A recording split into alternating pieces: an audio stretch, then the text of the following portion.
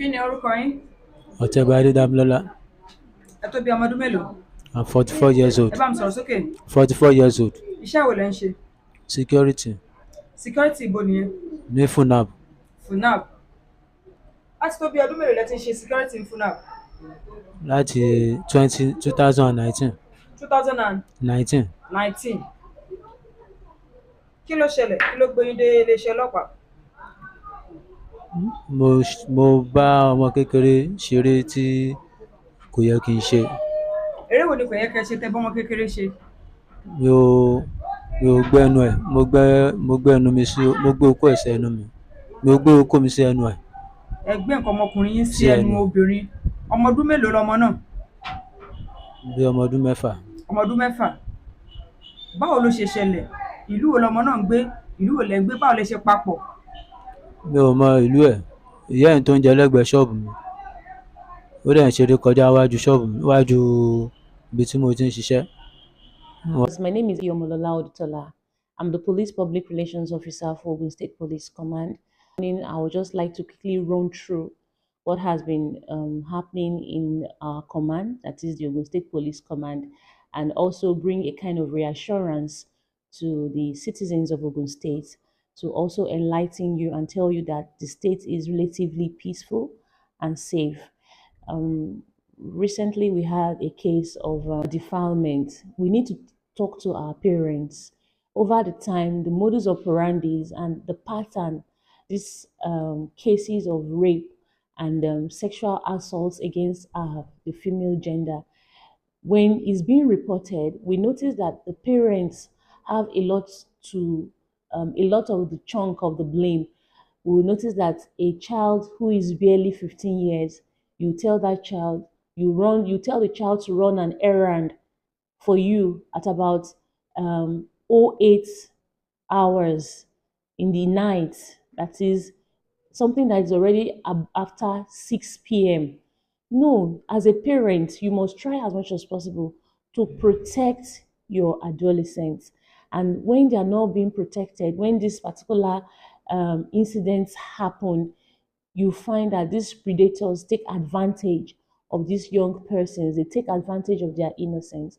As much as possible, the police on our part will ensure that we go after these predators who want to take undue advantage of our adolescents.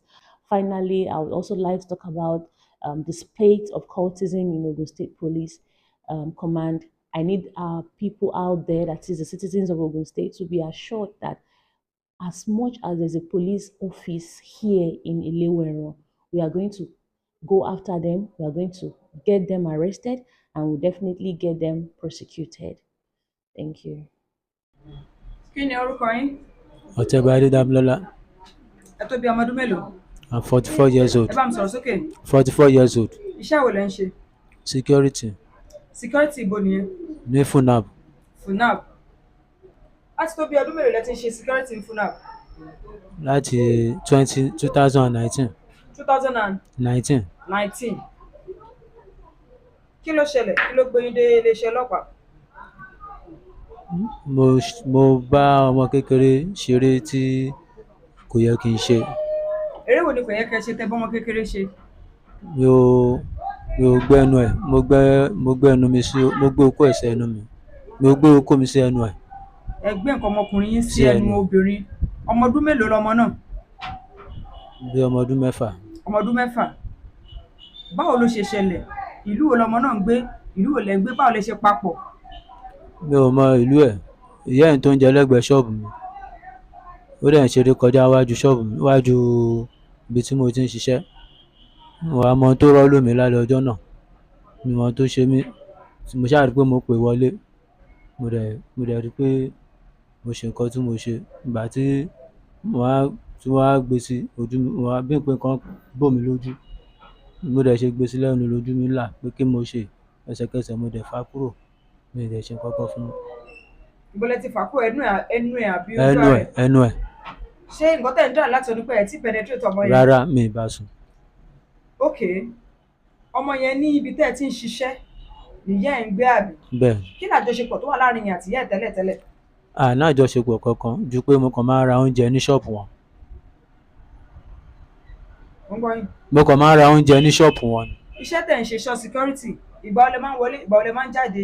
Ṣé bẹ̀ lẹ ń gbé ìgbà míì permanently ni? ìgbà míì à ń lo ọjọ́ mẹ́fà, ìgbà míì à ń lo ọjọ́ méje Lẹ́nu iṣẹ́? lẹ́nu iṣẹ́ lọ́sẹ̀. Ṣé láì lọ sílé àbẹ̀mọ máa lọ́lẹ̀ A máa kì í padà? lọ ilé rárá, ibẹ̀ la máa ń wà 24 hours. Ìyàwó yín ńkọ́, bo ló wà? Mi ì níyàwó, Àwọn ọmọ yín ńkọ́? mi ì tí bímọ. Ẹ̀ tí ìfẹ́yàwó rí ni àbẹ́fẹ́yàwó lọ? Mi ì tí fẹ́ bí mi ì tí ṣe wedding rí, but àwọn bí máa ní girlfriend tó yẹ pé wọn kì í dúró. Wọn kì í dúró. Kí ló dé tí wọn kì í dúró? Èmi ò mọ, bí méjì mẹ́ta ṣáá ni mo ti lọ. Nínú nǹkan tá a gbọ́, kí ni nǹkan tẹ́ fẹ́ fi ọmọ kékeré tẹ́ ẹ lọ fẹ́ máa bá ṣe eré tí òótọ́ yẹn ṣe? Kò sí nǹkan tí mi fẹ́ fi ṣe, mi mọ ohun tó rọ́ọ̀lù mi torí pé mi ń ṣèyàn bẹ́ẹ̀. Àtijọ́ tí mo ti ń ṣiṣẹ́ ń bẹ̀, orúkọ bẹ́ẹ̀ yẹn ò ṣẹlẹ̀ sí mi rí. Gbogbo ará ibi iṣẹ́ gan lè jẹ́rìí sí.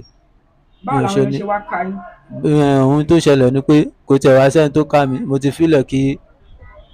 fílẹ̀ kí ẹni tó gùnkè kan tó gùnkè. Mi mọ ohun tó rọ́ọ̀lù mi jọ yẹn. Iṣẹ́ ìṣùgbà Ta yẹn, lẹni tó gùnkè yẹn? ọmọ student kan ló gùnkè. Student Ló FUNAB? gùnkè, mo dẹ̀ ti fílẹ̀ gan kí yẹn gan tó gùnkè. Ó mọ ohun tó ṣe mí níjọ́ yẹn. Ẹ jẹ́ ká níyẹn yé mi. Ẹ ti fílẹ̀. Mo ti Ọmọ fílẹ̀, student gùnkè. bẹ́ẹ̀ ni. Ẹni tẹ́ ti fílẹ̀ tí ò sẹ́nìbọ̀ tó rí yín, báwo lè ọ̀rọ̀ ṣe wá lu? Ohun tó ṣẹlẹ̀ ni pé ìgbà tọ́mọ yẹn gùnkè, ọmọ yẹn wá rí mi pé kí ni mo wá ń ṣe pẹ̀lú mo ní mo Ṣé ẹ pọ̀ ṣì ń redress nígbà yẹn, ṣì ń wọṣọ yín padà? inú mo ti wọṣọ. Ó ní kí ni mo ṣe pẹ̀lú ọmọ kékeré, mo ní pé kò sí kankan, pé mo bá ṣeré nìkan kan, pé mi ì ṣe kankan fún. Next thing mo wá rí tó ń mẹ́kọ̀, ìgbà tí ń dẹ̀ máa rí àwọn èèyàn ti wá ń tà. Kí lọmọ yẹn sọ nígbà tí òun wọlé? Lẹ́yìn tẹ́yìn sọ̀rọ̀, èsì wo lọmọ yẹn fi, ọmọ kékeré yẹn fi? Ṣé fún ẹni yẹn? Ẹ No, òun ti lọ. No, ó rè máa tọ́mọ yẹn. Ó sì rè máa tọ́mọ yẹn. Ọmọ yẹn ò sọ kankan. ṣùgbọ́n táwọn èèyàn wá dé kí ló wá padà ṣẹlẹ̀? Ìgbà táwọn èèyàn wá dé sàlẹ̀ ló wá sọ pé mo bá sùn, mi ò dẹ̀ bá sùn.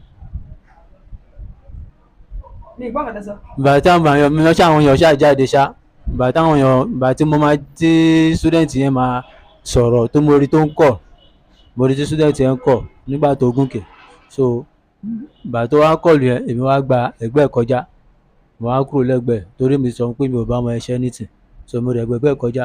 Ìgbà tí màá fi wá, òun náà wá tẹ̀lé mi, but ìgbà tí màá fi wá dé sàlẹ̀, mi ò rí ẹni. Mo rí òun lọ síta, ìyẹn ọmọ kékeré yẹn, òun ti lọ, student yẹn náà bọ́ta.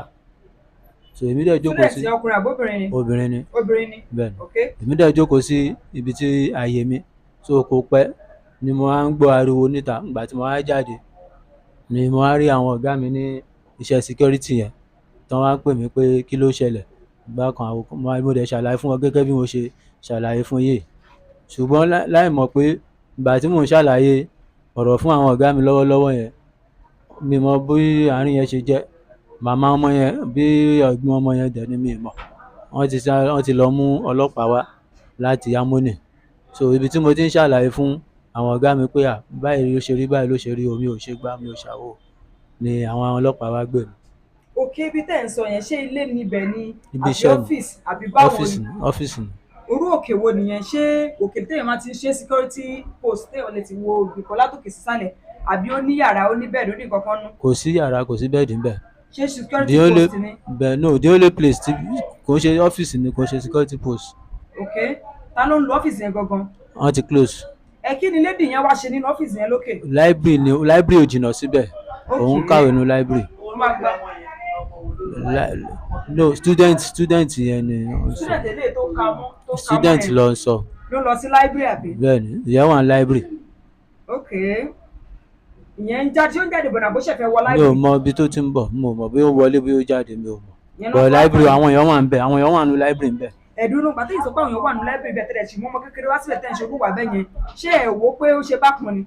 Mi ò mọ ohun tó rọ́ọ̀lù mi ni, mi ò mọ ohun tó ṣe mí, mi ò mọ ohun tó ṣe mí. Kí ló ṣe ní gbogbo rí báyìí? Wọ́n nà mí ní Okay. Harmony police station lọ́tí Ṣé náà. ẹ̀kọ́ jẹ́wọ́ tẹ́lẹ̀ tẹ́lẹ̀ àbí? Mo jẹ́wọ́ Bọ̀ ìwà jẹ́wọ́. tẹ́yìn kù yìí orú kílẹ̀ lè pé. iṣẹ́ èṣù ni.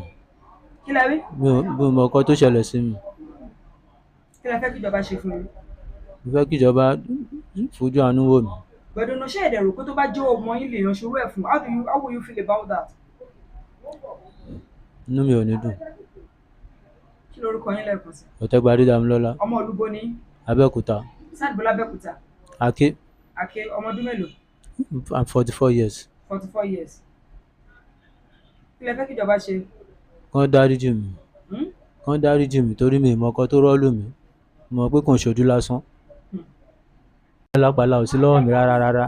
Gbogbo èèyàn ló mọ̀ mí, ẹ lè béèrè mi. Ìwà pálapàla ò sí lọ́wọ́ mi rárá. Mi ò ṣèyàn bẹ́ẹ̀.